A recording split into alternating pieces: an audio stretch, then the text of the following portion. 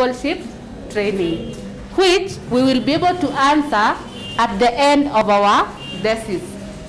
After collecting information from people, from pastors, from members, that is when you will conclude whether we need discipleship for churches to grow or churches can grow without discipleship. Tunaelewana?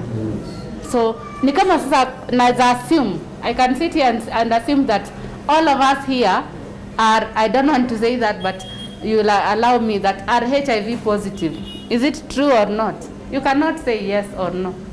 Because until we initiate an expert, akuja answer ku test each and everybody. But if I was to conduct a research, I will assume that all of us are like that. But until a research is conducted or a test is conducted, that is when now you can be able to group. So that is the same thing with research. We assume that churches grow because of discipleship. But back in your mind, you know that there are churches that have grown. There are churches that have expanded, not because of discipleship, but because of other factors. But you will leave that aside and now concentrate on discipleship. Are we together? Yeah, you make that assumption so that at the end of it all, when you're making your conclusion, you will be able now to come up with a final summary. So the condition number one, you already have an individual, you already have a group where you are attributing your research problem. So number two, you have two courses of action, and in this case we call them variables. We have the independent variable and we have the dependent. So you can manipulate the discipleship training to be able to get the impact of church growth. So you play around with the discipleship, inde unacheza nayo. But this one remains constant. Why? Because you are going to pastors. Unauza pastor, you minister in this church, yes. Did you ever go through a discipleship training? Anakwambia yes. And why is it that your church has not grown? You start now discussing from there. You go to another Redeemed Gospel church. Pastor, have you ever gone through discipleship training? Yes. And your church has really grown. What impact did it have? You see? So you are getting answers on discipleship training, but you are not manipulating the church growth. Ina remain tu hivyo tu vile iko. So wewe unachezea kwa training tu. Unaenda kwa church leader kama ni kwa intercessors. Have you ever gone through a training? What kind of a training? Discipleship. What impact did it have to you as an individual and even to the church? Anakwambia, mwingine anakwambia, I have never gone through any training and the church has grown to this level. You will not leave that aside. Uta take note. Because when you come to the last chapter of your work, where you are making conclusions and interpreting your findings, that is when you will say that when you are researching, you discovered that churches can even grow.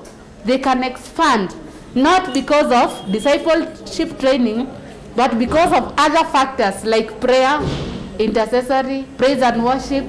Those are other areas that have made churches to grow. There are people who go to church. Why? Because the worship service itself is the best. Mtu anaenda kwa church asubuhi, they listen to the worship. Worship ikishaisha, pastor akichukua, unaona watu wanaanza kwenda pole pole. And then pastor is left with a few. There are those people who go to a certain church mainly because of prayers. I know even members who can go to church A because of their intercession is very, very powerful, and then immediately they go to church B because their preaching is very good. So what do you say about that? Is it discipleship? No.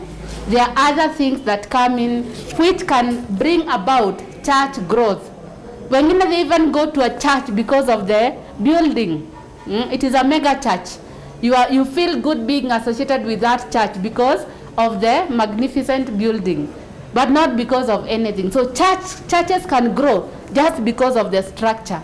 That's why pastors today, members today are conducting harambes every day to build good churches, to furnish them so that they can attract more people. So that is what research is all about. You are assuming for this case that it is only through discipleship that the church can grow. But we know there are other things. But in this case, you put them under your feet. Then number 3 condition is that there must be 2 or more possible outcomes. When you identify your problem, there must be 2 or more possible outcomes originating from the cause of action. Originating from the cause of action. So when you choose a research problem or a title like this one, at the end of it all, you have 2 answers. It is either discipleship contributes to church growth, or discipleship does not contribute to church growth. So you have 2 answers. So we call them, we have the null and we have the alternative. It's either true or it is not true. So you cannot conclude that at the beginning. You will be able to conclude that at the end of your research, where now you will make conclusion and refer your conclusions to your research title. Do you agree with your title, or the findings disagree with your title? So that is all about the research problem. Any question on how to identify, how to formulate? Anybody who developed his or her, you don't shy off. This is a level where we share knowledge and we don't keep it. If you have developed yours, can you share with us? Then we brainstorm and see whether it is in agreement with our rules, with our conditions or not. Okay, 2 minutes, sketchy something, sketchy a problem that you will want to research. I want to say county or constituency, which churches. It can, no, it can even be outside the churches. I'm only using churches because most of us maybe we come from that ministry, but it can even be outside the church. It can be a community issue that is affecting your community.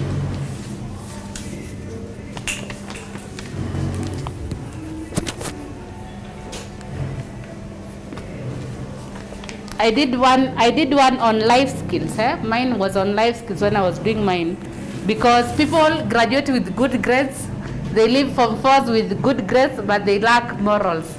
So to generalize what morals are is simply life skills. Unapata mtu ako na grade mzuri lakini tabia yake na grade yake haiendanishi. So sometimes we push our children to perform very well in school and we forget the moral part of it. So, yes. This is I want to change what I want to write something about the effects of prosperity gospel. Of prosperity gospel in the deterioration of the moral standards in Canada. So you're saying the prosperity gospel has made morals to deteriorate. Yeah, it is not helping people morally. Yeah, I am assuming I will try to prove that it is another gospel. It's not the true gospel. So it is affecting people morally. How? What is it planting in people's minds? It's not emphasizing the fruit of the spirit. It's talking about wealth, health, and success, but it's not talking about really what the gospel teaches, what the apostles taught, what Jesus Christ himself. Okay, when you talk of deteriorating morals, you know they are different. So which area of moral are you focusing on? Which area? In terms of morals. You know, when you say deteriorating morals, you have generalized. Has it increased corruption? Has it increased families breakage? You can use this one? Yeah. And which morals, which part of morals imeaffectiwa sana? I can talk about the sexual aspect of it. Then also the financial and financial angle. Yeah. So people are now engaging in corrupt business because they want to prosper. Yeah. Okay, good. But now I can correct you the part of the effect. You do away with the effect. The word effect. You don't start your research title with effects. Why? Because ukisema to effects of, everybody knows. Hata saizi ukienda upate mtu mwenye ashusha ina hapo muuze effect ya prosperity gospel ni gani, and already knows the answer. So when you start with your research title with effect of, people already know the answer. And research should be a guesswork. Okay. Should not bring the answer automatically. Okay. Yeah. Sorry.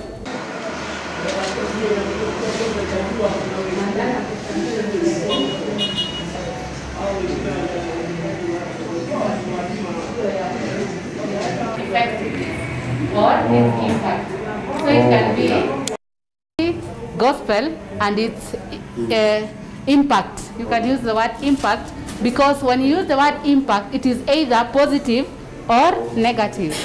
There are those who have gained from it, and there are those who are failed because of it.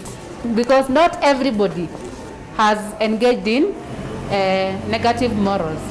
There are those also who have benefited because of the prosperity gospel.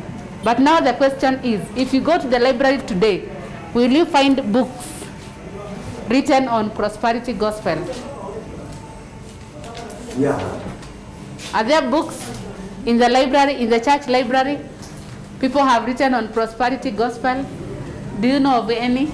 That is now what now triggers your mind. You start now thinking, I have come up with this topic. Will I get books on prosperity? Will I get writings on prosperity gospel? You can select on some topics, but you realize you will get very few books. Kwa mfano, tukiwezaleta hapa COVID-19 and its impact in church growth. It is a very good topic. But if you go to the library today, will I get books on COVID-19? Where's pata? Sini kweli? Where's pata? Because it is still in pipeline. So when you select a topic, then you ask, will I get books? For example, if it is me, discipleship training. This one is an old training in the ministry. It was there during the time of Jesus. It has been there. And a lot has been written on discipleship training, which I know if I go to the library today, I will get enough materials on discipleship. What is the minimum number of books that somebody should decide? Not less than 20. Not less than 20? Yeah, for undergraduate. You know, the knowledge expands depending on the level you are. For masters? For masters, not less than 50. So when you are coming up with a topic, then those are the things that will make you come up with a conclusion that this is my area of study. Let's see steps in defining a research problem. Anybody else who has come up with is a good one? Near to your prosperity. Will I get enough resources? How many people will be willing to talk about prosperity? Okay, another question. Do you count the article there when you are counting the words? The words, yeah, you have to. Even a case of, even I counted even A. It is standing on its own. Okay. Even a full stop. Okay, do you need to research about to define between the true churches of Jesus Christ and cult churches? Define between the church and cult. Church, yeah. You want to bring out the difference. Yeah, she wants to bring out the difference between the true church and the cult church. So how can we frame? That can be maybe an investigation on the relationship or differences between true church and the cult church. That's one now will be an investigation. You can even just investigate. You're only finding out information from people, but you cannot go into the details, because what is a true church of Jesus Christ? It is very hard to answer that question. Even to a believer, what is a true church? Because even that believer himself or herself does not practice the true church. That's why the Bible says we are sinners. Every day you have to repent, meaning that you are not a true church. Are you together? Because what is a true church? It is the likeness of the Jesus Christ, his teachings. How many of us today follow those teachings to the latter? By the time John ifike, how many times have you failed? Have you sinned? Are you together? Yeah, so you can do an investigation on the characteristics of a true church versus a cult church. You're only investigating. These are the characteristics of a true church for people to decide.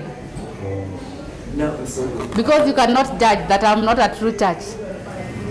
If you come up with a proposal that the panel which does not agree, for example, if I come up with a proposal which suggests that the child who was sacrificed was to be sacrificed by Abraham was Ishmael, not Isaac. But now the panel is Christians, and let's assume I'm a Muslim.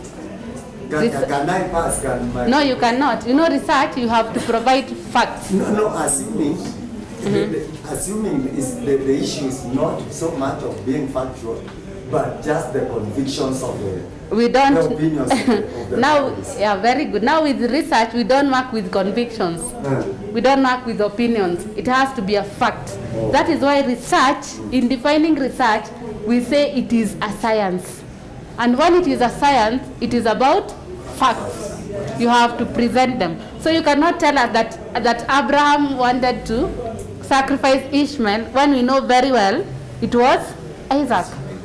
And it is there in the Bible. Can you give us a verse in the Bible that confirms it was Ishmael?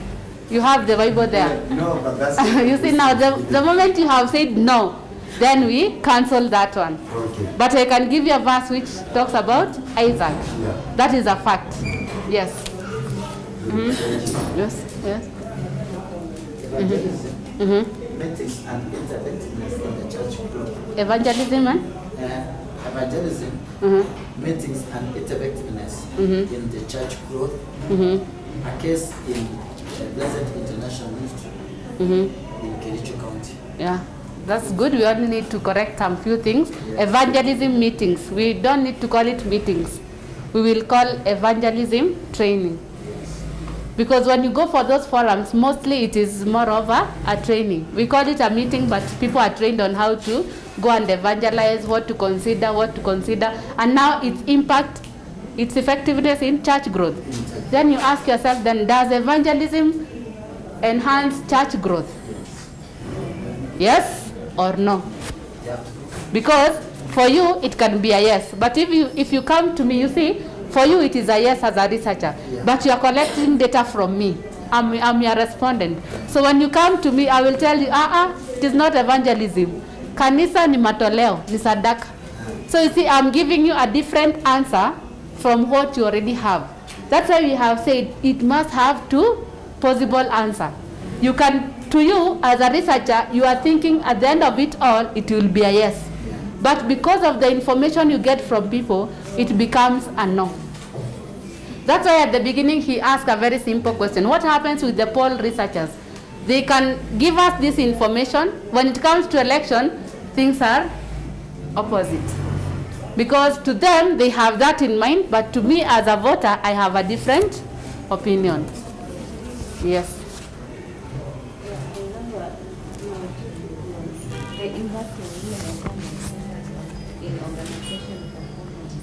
The impact of women empowerment centers.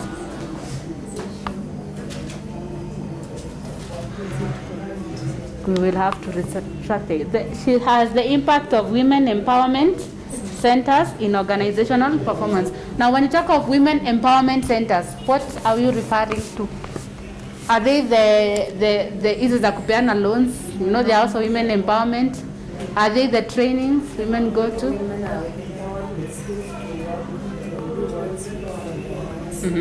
Yeah. So to her, ni ile ya empower women with the skills. So it is more of a training. They are trained on how to handle or how to do some things, and then how does that bring out the outcome is okay, but we can just reframe it because women empowerment are so many, including financial. Yeah. So it's okay, but we'll reframe it kidogo, madam.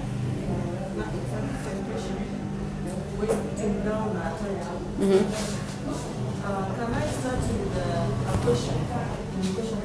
No. Like why?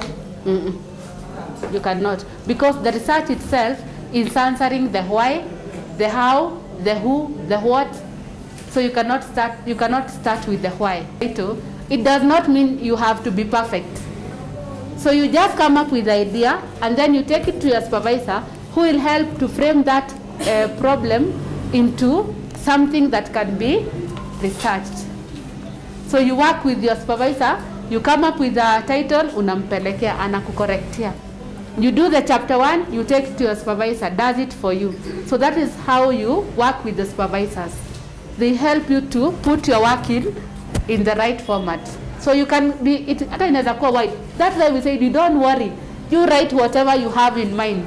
Your researcher will help you to put that into the right format.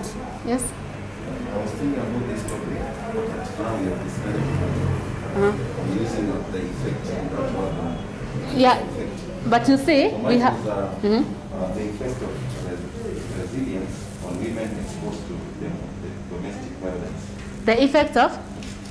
The effect of resilience on women exposed to the domestic violence.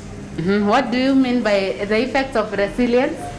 Resilience is that ability to withstand a problem for a long time. So what do you, what is in your mind? Okay, I want to do that case study. Those have been meeting a lot of cases of women who are going through domestic violence. Like lately I'm dealing with like 6 cases of women who are going through domestic violence. So I wanted to do that as a research. And Just asking if that topic in itself, is it okay if I use that? it's very okay, but what we'll do away with the effects, then we can do away with resilience, so that we only work with domestic violence, because not all women are resilient. Yeah? Not all of them, because we want to make that assumption. Then we can do away with the resilience, which is only one example of a life skill that women portray, but we can use a general term so that it accommodates all the women who are going through the domestic violence. Because you see, when you do that research, for example, I am doing mine in Mosop constituency, but at the end, I can assume that the findings I will get from Mosop, I can assume the whole Kenya, churches in the whole Kenya experience the same. So when you're doing that research, assume that not only in that particular region, but you can still use your findings. Now assume that the whole Kenya or the whole world go through the same problem. So it's good to use a general word which will accommodate even those who do not have resilience. Because there are those even who are experiencing domestic violence because they are assertive. They know how to fight for their rights. So when they know how to fight for their rights, they are equally affected domestically. Hasa anazimwa ndio asifaitie nini, lakini kuna ule mwenye anajua anastahili kupata hii lakini anakuwa mpole, resilience, anaumia tu bado. Yes. Any other person?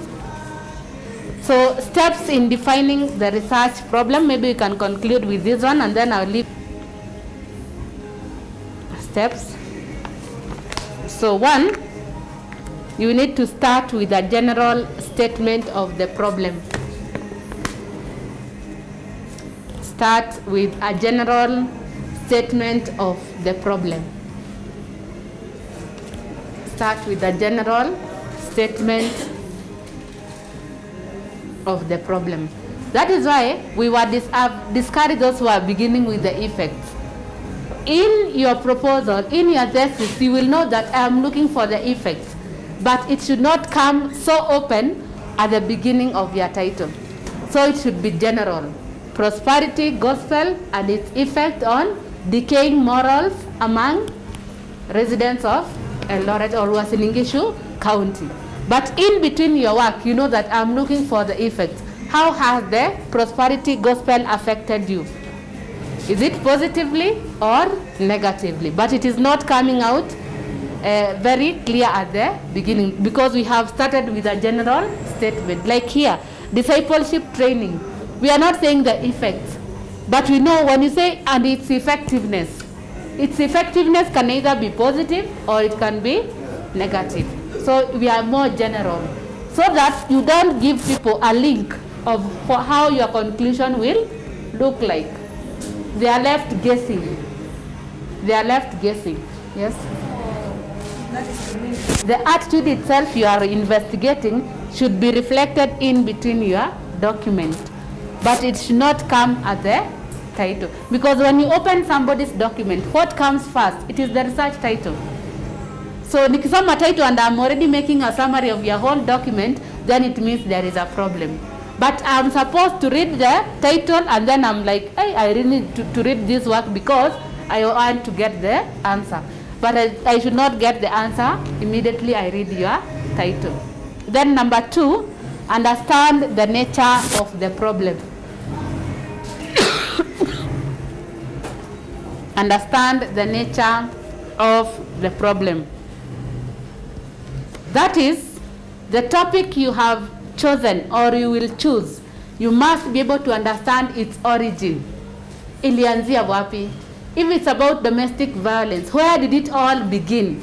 Because in the chapter 1, you will be needed to give a historical background of your problem. If it is discipleship, where did it begin? Was it there during the time of Jesus Christ? If it is evangelism, you need to have a historical background of evangelism. Unaanza kunaletea mtu, where did the evangelism begin? And then where we are today, what is evangelism? So you must be able to understand the origin and the nature of your problem. If it is domestic, was it there during those days or it just came up the other day? Is this something we have lived with? Is it because we are now more talkative, we share about our problems? What about our parents, our mothers, our grandparents? Did they experience domestic violence? Were they hit by their husbands then? Or life was a bed of roses? Yeah. What is making a big difference today that you can stand, you can speak in the media, you can share your problem? Does it mean that what I'm going through today, my mother never went through the same? She went through the same, and even today she still says, nitaenda tu nitarudi kwetu. Mimi nikiendelea hivi nitarudi. But 50 years plus, she has lived in the same house. So what is the big difference today and then? Understand your problem. Understand the origin. When you talk of true church and the cult, did we have the cult church during the time of Jesus Christ? Did we have the true church? Understand the origin. Because a historical background must be there. When you're writing the research, we assume that it is going to be read by somebody who does not have any idea of that problem. So lazima mueleze, what is discipleship? What is training? Then what is discipleship training? What is church? What is growth? Then what is church growth? Unamueleze hizo vitu zote as you relate to your research. Then number 3, surveying the available literature. Surveying the available literature. That's why tukauliza our friend, ukisema prosperity is good, people are preaching. Lakini enda kwa kanisa wambie, pastor, your sermon nowadays is more of prosperity. Akwambia, no. It is the way the Holy Spirit has directed me. Nobody will ever deny, aseme, I am doing a prosperity sermon. People are still in denial. Now, when people are in denial, it means they have not accepted to share the truth. So if you go to the library today, to a church library, will you find a book written on prosperity? Gospel. Very few. Why? Because at the end of it all, even those who are more spiritual, they still touch something on prosperity. Hakuna siku utasikata ule mzuri aje, kuna mahali tu ataguzia kidogo. So as a pastor, you cannot evade from it. Why? Because when people come to church, they come with burdens and they want to lay off some of those burdens. So you must understand the psychology of your members and where to hit them. Or maybe I can change the title and call it Literature. Are we together? Ukisha come up na topic, Google, you have even the smartphone. Go to the cyber cafe. Google the history of that problem you want to research and you will get enough materials. If you are not getting enough, then you abandon that research and you go to another one. Then number 3, develop ideas through discussion. Develop ideas through discussion. That's why we have said in a research class like this one, we are now past that level where you do your assignment na umejificha hivi atubutu asione yako. No, this is about sharing with a friend, with your neighbor. Unamwambia, I have come up with this problem. What do you think? If it were you, what could you research? Am I in the right channel? So it is more of sharing. You connect with the other person, you share. You connect with the other person, you share. That's why you get inspirations. You get a lot of information through sharing. So do not sit on your title alone. Unakufia kwa kona uko peke yako. No. Share it with somebody else, and then they'll be able to even open your mind more than you think. Then number 5, rephrase the research problem. Rephrase the research problem. Rephrase, from the word rephrase, rephrase the research problem. That is putting it into a working condition.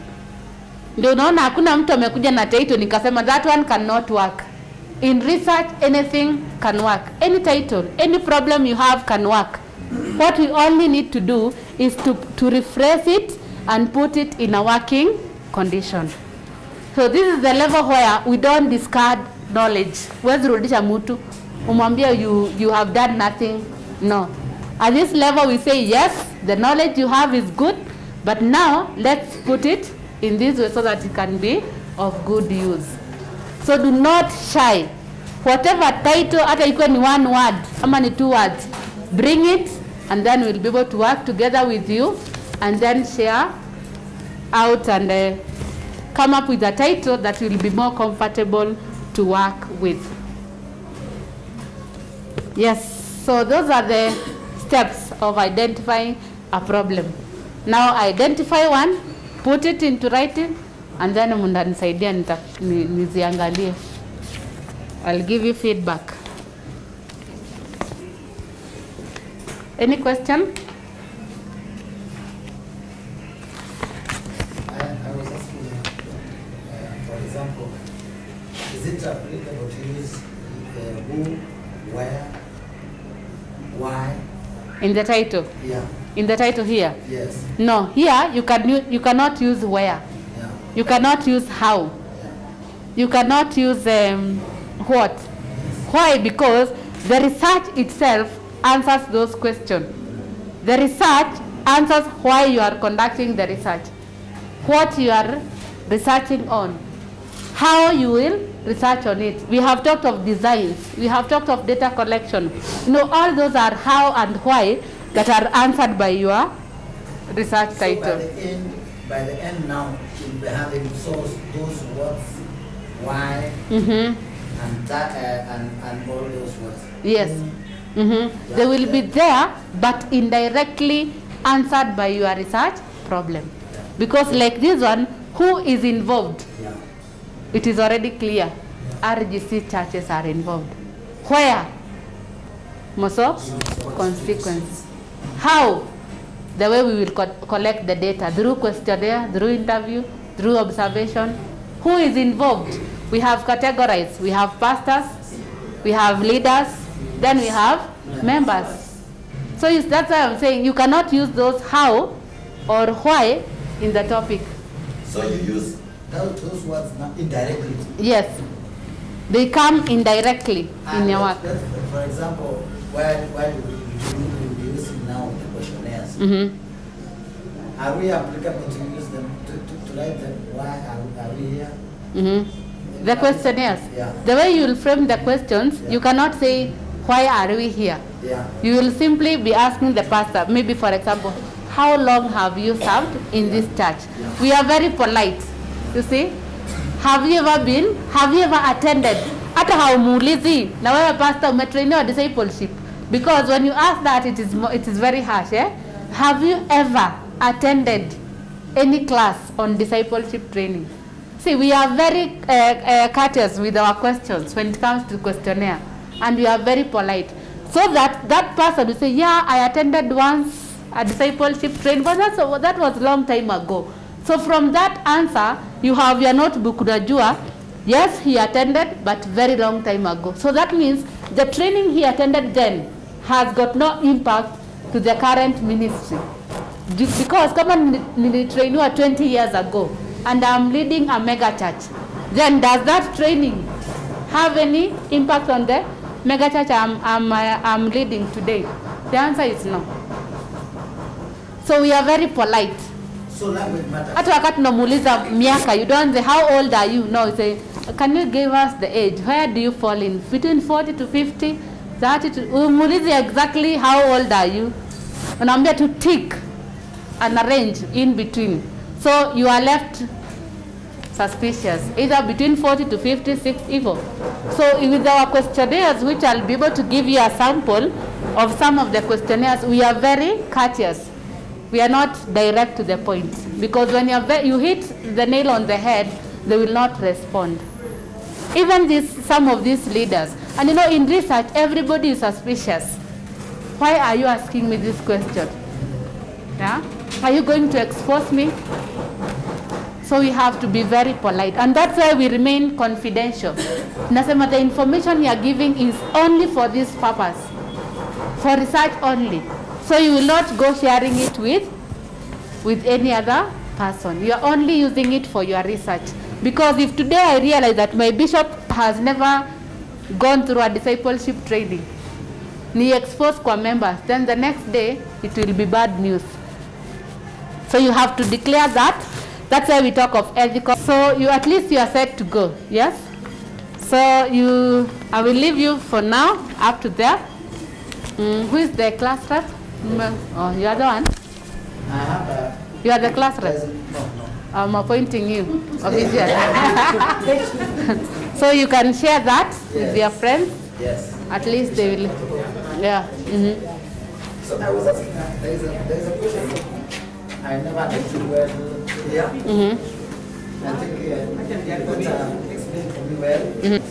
The thesis and the proposal. You told us that thesis is about the past. Yeah. You are sharing. You have already gone to the field. Yes. You have collected data. Yeah. So when you are writing a thesis, you are reporting what you found in the field. Yes. So it is in past tense. Yeah. The researcher conducted the research in Kericho. The researcher worked with Redeemed Gospel Churches. You are now reporting you have already done. So you are reporting. Yes. Yes, that is a thesis. It is in past tense, yes. So what about now the proposal? Now the proposal, you are writing to your supervisor, informing them of what you want to go and carry out. So when you are doing the proposal, you say the researcher will. You see? So natumia will. The researcher will conduct the research in Kericho County. The researcher will work with Redeemed Gospel. That is a proposal. So the will iko in excess kwa proposal, because it is in future present. But this is you have already done. Ni kama ukiandika proposal, it's like you are writing to me as your supervisor, asking me for permission to go and collect the data. So unaniandikia that utaenda, utakuwa unafanya hivi, uta collect data hivi. So you are writing to me. So you have not gone.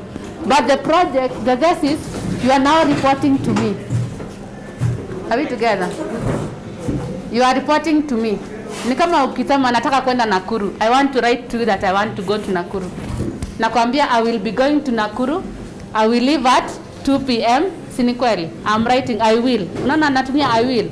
But kama na report nilienda Nakuru, nikikuja kureport kwako nitasema I went to Nakuru na muripotia mulishafanya. It's like when you want to plant a church, you do a proposal, even to people, to your donors. I want to set up a church here, it will accommodate 300, I will need the following items, this is how the service will be conducted. That is a proposal. Yes.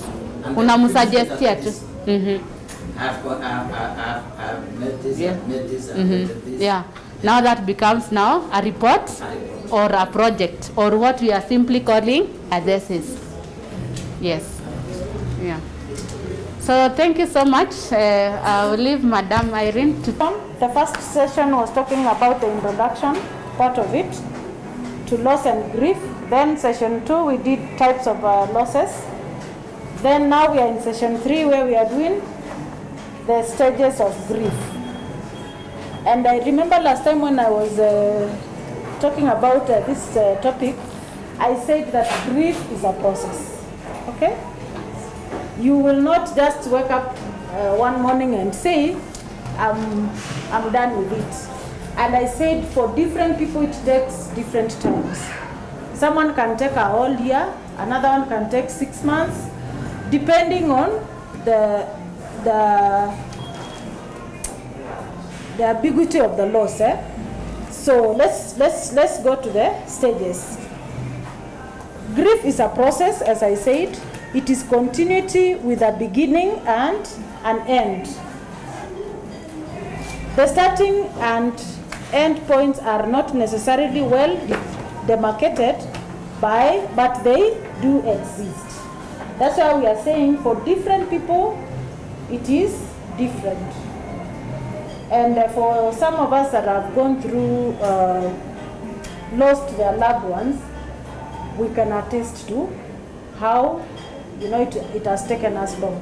Last time when I was here, I was talking about losing my mom. And I don't know whether it was in this class or it was in the community class. And it was here. Yes, and I said, I don't know whether I talked about our last born sister, that she's taken long to actually come out of it. It is now coming to 2 years, and she's still, she's still mourning. Okay? So it takes different times for different people. And I said I'm still taking her through because she still tells me she's missing mom. She still tells me she wishes mom was still around. And it's because they have spent so much time with her, and even to the last week of her death, they were still together. So there was that close attachment than some of us who are a bit far, okay? So the stages of mourning and grief are universal and are experienced by people from all walks of life. Catherine, you don't have the book? You do? Now this belongs to somebody. If you need the book, I will do the photocopy for you. It belongs to Pastor Kamau and is not in class, so you can use it meanwhile. So let's go to model 1. And there's a book I was supposed to send for Elizabeth Kubler-Ross. I said my laptop crashed, but I think I still found the book. I will send it. Okay? So according to Elizabeth Kubler-Ross, she's a Swiss-American psychiatrist, described a 5-stage model of the grief process. And she extensively worked with the terminally ill and wrote a book titled On Death and Dying. Okay? So in her book, she described it in detail, the process of grief, which is a continuity that moves from one stage to another. So we are in the stages, and stage 1 is denial. Stages of denial. There's another time I asked, I don't know whether it is also in this class, I asked how many have gone for an HIV test. It was still in this class. How many people have ever gone for an HIV test? I asked last time, so I'm asking again. Were you taken through the process of, before you went for, they did the test on you. Did they take you through a process? Yes. And they explained everything? Yes. And you still said, yes, I want to do it? Yeah. At some point, were you asked whether you still want to continue or you want to come another time? Yes. You were supposed to be taken through that. Then we go to number 3, which is depression and detachment. And under depression and detachment, we have overwhelmed. We are overwhelmed. We have lack of energy and helplessness. Then number 4, we have dialogue and bargaining. Still on the grief cycle. Dialogue and bargaining. And this is reaching out to others. And then desire to tell one's story. Then we also have struggle to find meaning for what has happened. Then we go to number 5, which is acceptance. And under acceptance, we have exploring options, and then a new plan in place. You know, as you now begin to move on with life, okay? Then we have the last part, which is return to meaningful life, whereby we have empowerment, security, self-esteem, and meaning, okay? So that is the grief cycle, and it is basically talking about what we've just talked about in the stages, okay? The growth, So when we come back, we'll look at now somebody else that also looked at death in a different way when it comes to the stages of death. Sorry, stages of grief. Okay? So I want us to break. Any questions so far? Before we break for lunch? If you need this book, kindly let me know. Then I can send someone to print for you.